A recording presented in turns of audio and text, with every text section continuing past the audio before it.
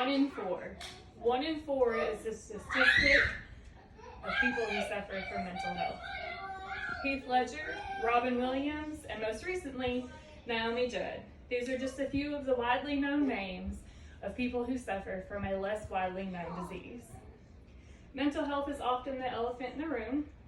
People know about it, know it's there, yet no one wants to or knows how to address it. It's one of the most common yet least addressed illnesses.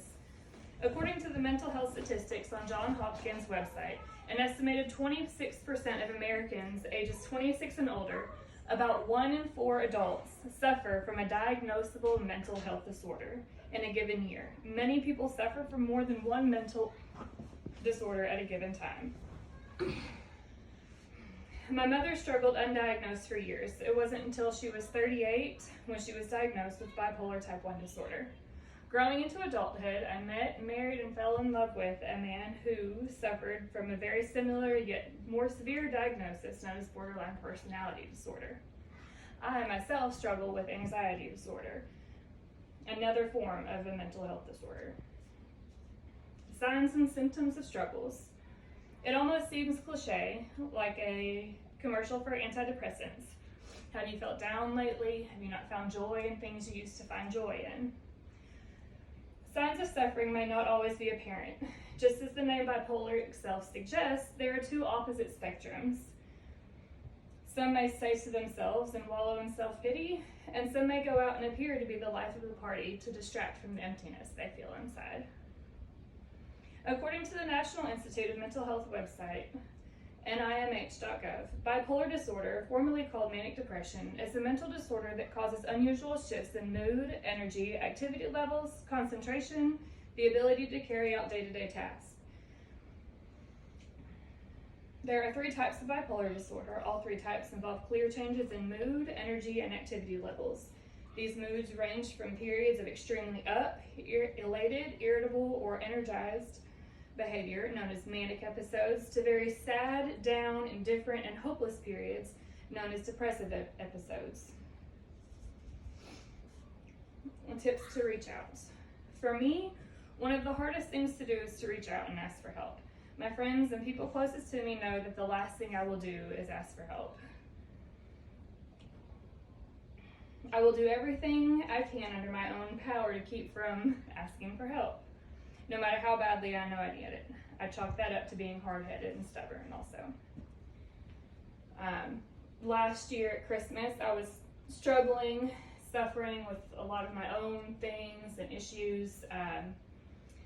My friends and I were hanging out, spending time together. They were all festive in the Christmas spirit, and they were talking about decorations and setting up for Christmas and Christmas shopping and their trees. And I don't know if it was the look on my face or my simple lack of input to the conversation. They asked me how I was doing, how my decorating was going, and I made up some lame excuse as to why I hadn't done anything, and they kind of saw right through that. The very next day, that same group of girls showed up at my house and drug out all my Christmas decorations and made me set up for Christmas, and it was probably the best gift I got for Christmas that year. So if you have a friend who used to talk quite often with that you haven't heard from in a while, someone who used to enjoy going out that hasn't been out in a while, it's not always necessarily a sign of mental health illness, but in the case that you notice a change in normal behavior, it's always a good opportunity to reach out. There are local resources available, such as the Greater Longview chapter of the National Alliance of Mental Illness, also known as NAMI. According to the Longview News Journal article titled, "Woman Confronts Own Stigma of Mental Illness." This article is from March 10th, 2010. Nancy Leventree says her volunteer work with NAMI has hopefully not only helped others gain a better understanding of people who struggle with what people with mental illness are going through, it has also helped her. She was quoting saying, "I still have my dark days, but by sharing my story, I hope others gain insight into what people with mental illness are going through. I try to relate my own experiences in treatment and how we found help and how we've learned coping skills. I also share my successes. It's nice to hear feedback and to think I'm making a difference. I know this personally and firsthand because Nancy Leventree is my mother." Also on inmh.gov, there is a wide variety of online programs, text groups, email chats, phone numbers, and various other resources available. So today I have reviewed some of the symptoms and signs of mental health concerns and a tip or two about reaching out to others, someone who you might think may be in need, and resources available if needed. No two people suffer the same or show the same symptoms. Some may appear normal. Some may suffer from depression. Some may be masking their manic episodes or attempting to appear normal while masking their manic episodes. And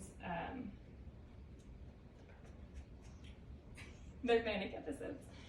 And they say that it is often the brightest light that burns out the quickest.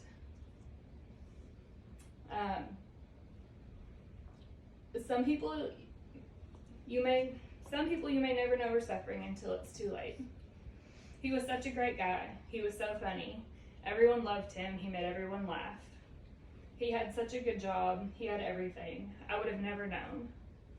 These are just a few of the words that were shared at my husband's funeral after he lost his struggle.